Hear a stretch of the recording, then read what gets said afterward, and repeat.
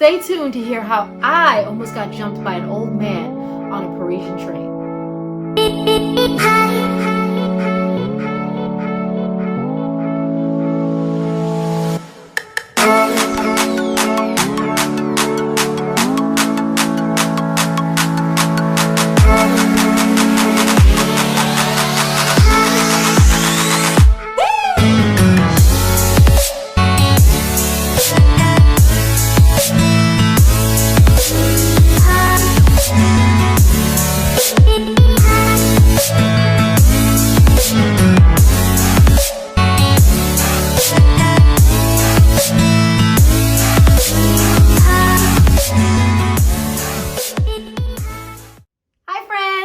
Welcome to my channel, La Vie en Rose. My name is Trisha and I'd like to welcome you to my channel.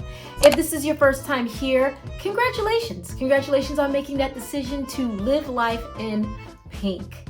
So today I would like to discuss my first trip to Paris. My very first one, my only one so far, and it was done prior to the pandemic, believe it or not, in January 2020. My birthday is in January, so I decided that I would take a trip over there and finally see if by chance my desire, my need to be overseas and live in France held up, and if it was just a fantasy of mine and I needed to just squash it. Well, surprisingly, it was not just a fantasy. When I got there, guys, it was confirmation for me. It was right here. So anyway, I have some notes because I want to make sure that I'm able to talk to you all about what my experience was like and all of that stuff. So let's get started. I flew Delta and it was a about an 8 to 9 hour trip. I can't remember exactly now, but it was quite a bit of a ride. And I highly recommend that if you're going to travel overseas, get a good seat. Because on the way there, that was a little bumpy. I'm not gonna lie, it was a little bumpy only because we were closer to the back and I don't like being near toilets. I mean, who does? People passing by you, excuse me. Ugh. It was a no for me on that one. But on the trip back, I made sure that we upgraded our seats because I did go with my boyfriend, by the way. So in case you all are wondering, I went with my boyfriend, and we went there for 1 week, and it was amazing. So when we got there, we stayed at the Hilton La Défense, which is a hotel in the business district. High quality, very good, great accommodations, and oh my God, I don't even know where to start because when I got there, it was frigid. But on top of that, the people were just French, you know? Oh, excuse me, I'm spitting. The people were just French. They were great. They were amazing.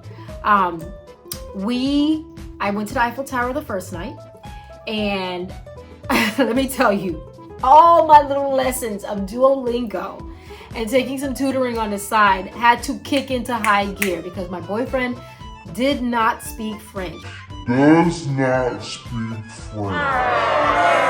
For 1 week, and I was just like, pardon, s'il vous plaît, you know, trying to speak my little French, you know, it was coming all out.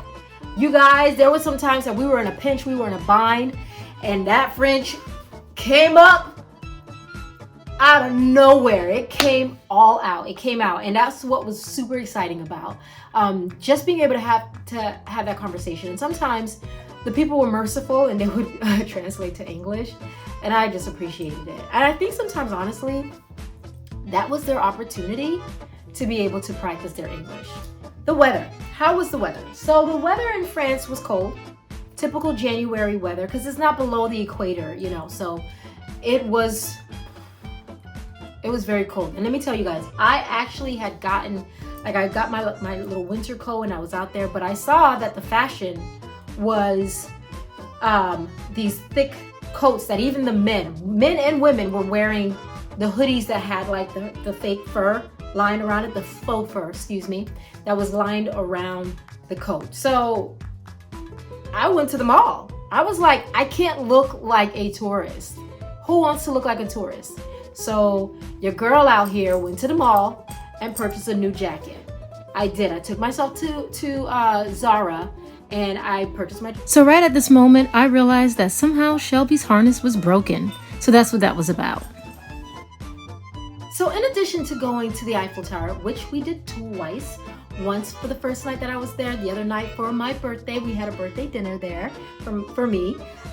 We also had gone to the Louvre. The Louvre, oh my gosh, guys, I highly recommend heading to the Louvre when you get a chance to go into France, because I believe all of us will one day be able to travel overseas. At least we should try. But the Louvre was incredible. So much art. I'm not a big person into like oil canvases and all that kind of stuff and looking at like trying to understand what the artist was saying. But I really got into it. I enjoyed it very much so. Lots of art there.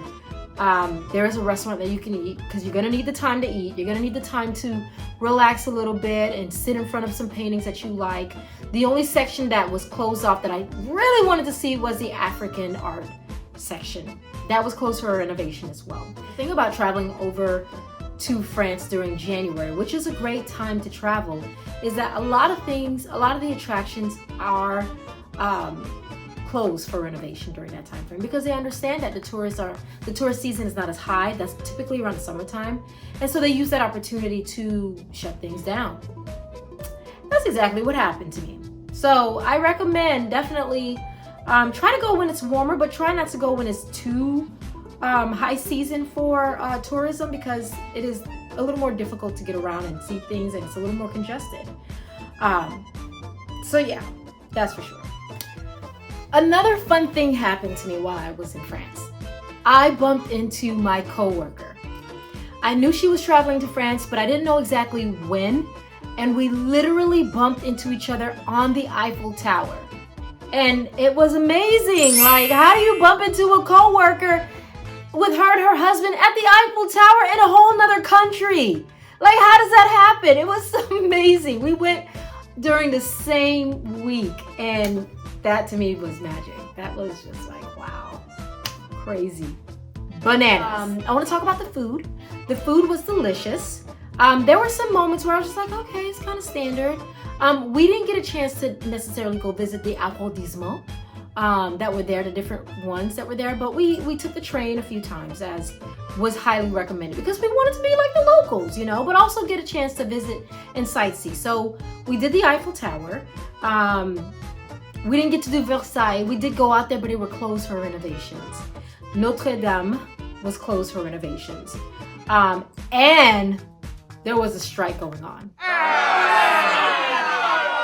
There was a strike that was happening. And unfortunately, we did a lot of walking. Actually, it's a fortunate thing.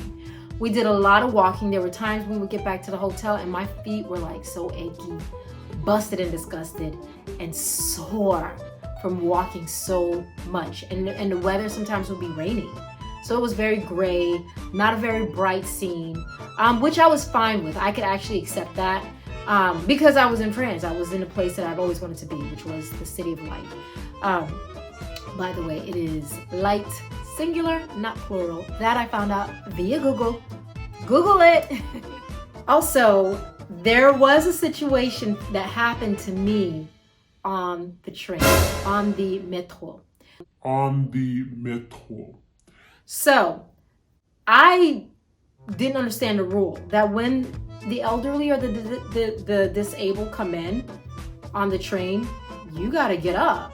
And now that I think about it, that makes sense. Like, that's just rude to sit there. I didn't know any better, and the train was crowded. I was already sitting down in one of the seats at the front of like the door, and my boyfriend was standing up.